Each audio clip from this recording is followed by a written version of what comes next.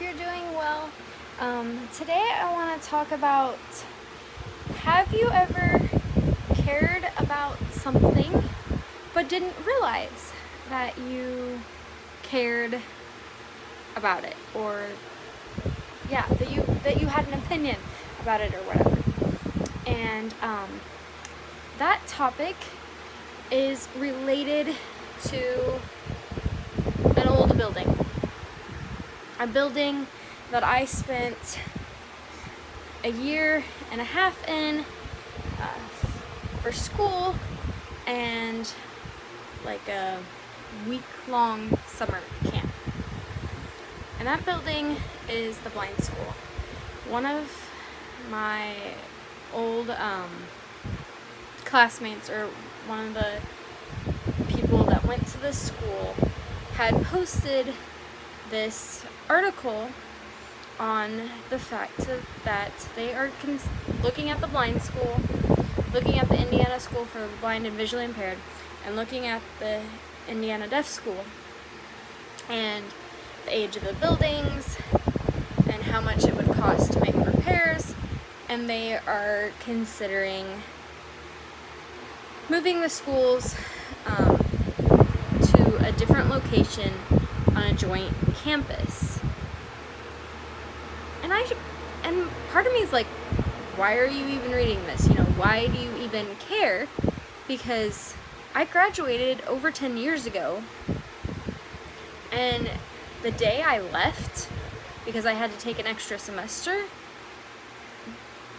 I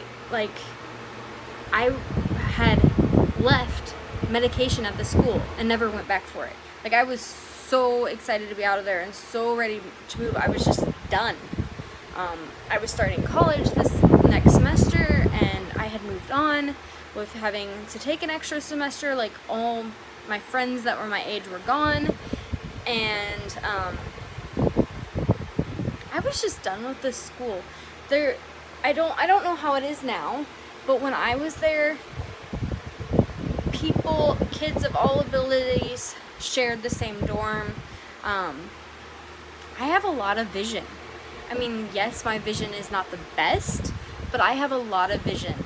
So when I was in the dorm at the Blind School, I also was in the dorm with people that were totally blind, or people that were blind and then had things that they were dealing with mentally, or people that were blind and then in wheelchairs. And honestly, some of the house parents treated us all the same. And I'm not saying that those other people didn't deserve dignity, because they do, but I was treated like I was stupid half the time. And so, or at least part of the time. So I was done. I was like, I've got my education, I have my diploma, I'm out of here, I'm done, I'm over it.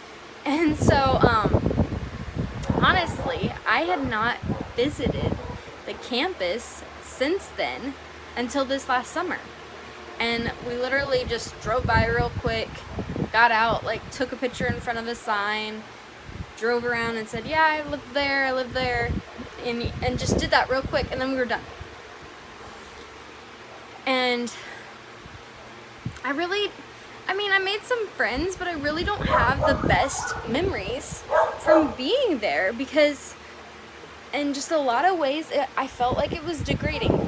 Not the education. The education was good. I liked my teachers. I liked that environment. Dorm life was horrible. My parents lived 2 hours away from campus. So on Sundays, the bus would come. My mom would drive me to where the bus would come in the afternoon, around 3 o'clock, and then the bus would take me to the Blind School, and I would be there until Friday afternoon, and then get on the bus and go for 2.5 hours or whatever. So the bus ride was long. Boring. Sometimes it made me sick, because I get car sick super, super easy. So that wasn't fun.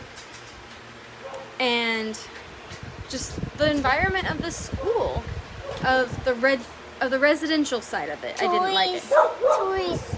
I studied. And so, the point Because when I read this article, like, I was surprised that it even cared that they might be considering moving, or that things might change. And I was like, why do I care? You know, I don't miss dorm life. Honestly, the people I roomed with, like, none of them talk to me anymore. And I've maybe talked to 1 or 2 people since graduation. And so the fact that I care, it's just weird. And maybe it's because I like old buildings.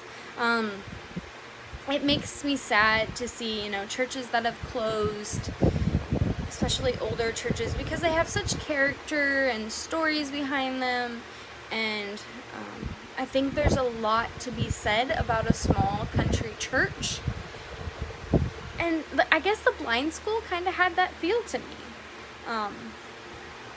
I don't believe in there being like a blind culture, and maybe that's because I have vision.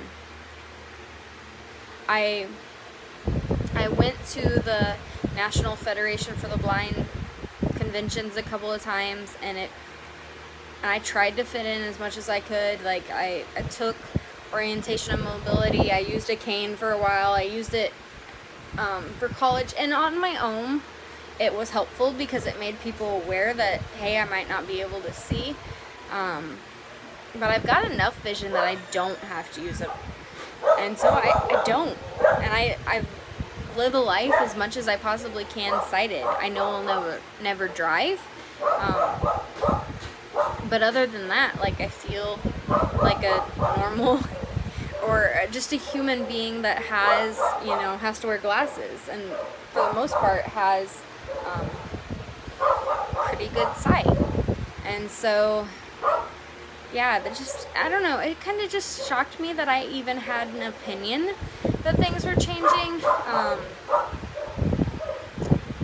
It might be the fact that, you know, my life in a lot of ways has its ups and downs, and there seems to be always constant changing and moving and things, and so I guess in the back of my mind, you know, maybe I just assumed that there would be some things that would always be the same, and that, you know, I'd be able to go back to Indiana and go to the eye doctor and drive by the blind school just to say, hey, I drove by the blind school, and, you know, look at the building or whatever. I don't know. And I know that probably sounds silly, but I guess maybe it's just one of the things that we had described to us in one of our last trainings here at school. A lot of times MKs like there to be some type of normalcy in their life.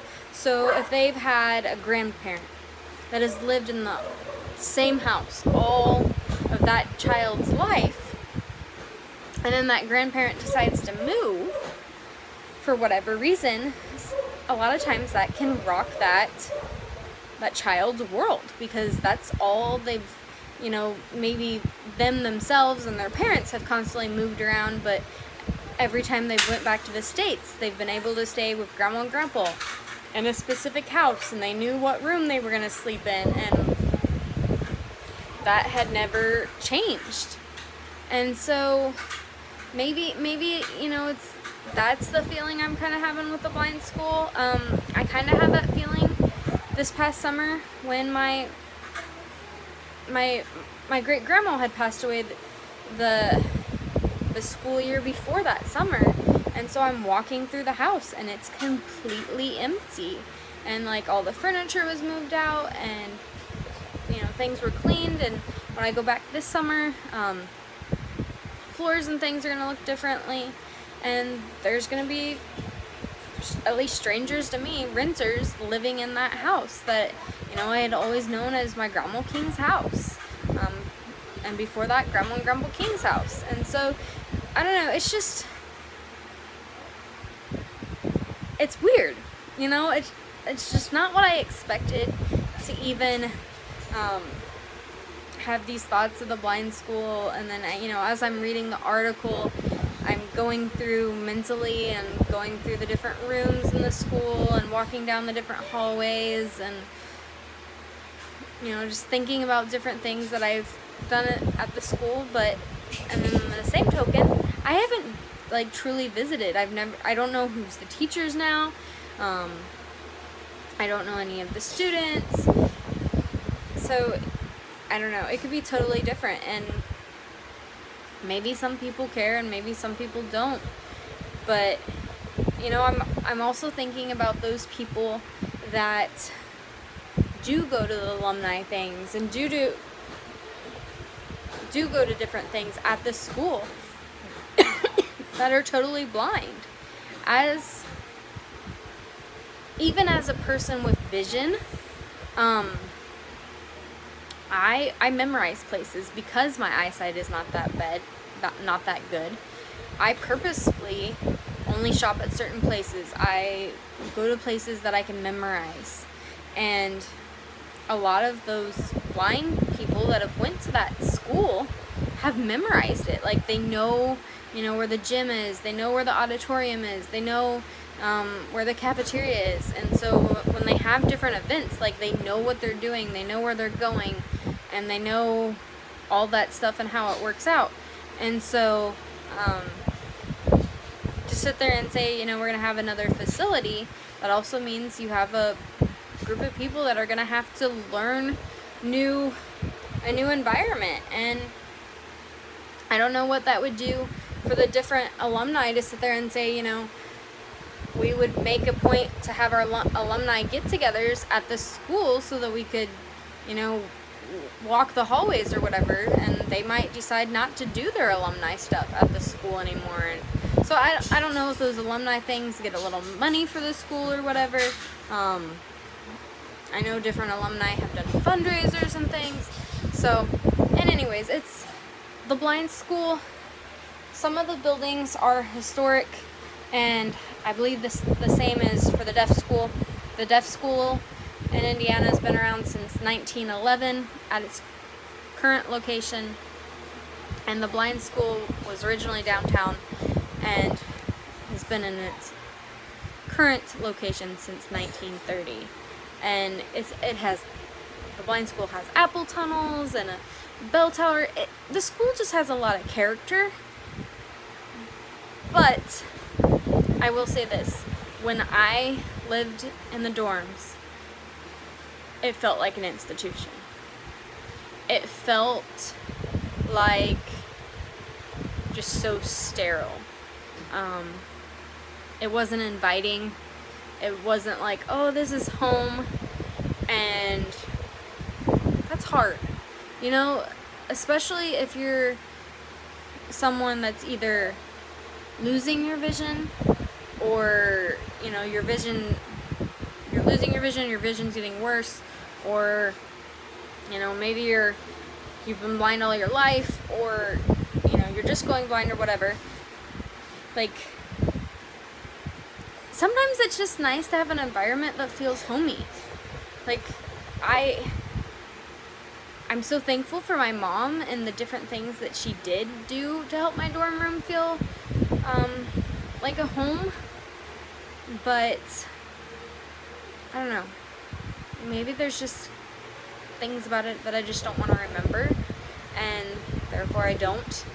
And so, yeah, sorry if this video is kind of rambly, but that's my thoughts on how I feel about the blind school possibly moving. So, we'll talk to you next time. Bye. God bless.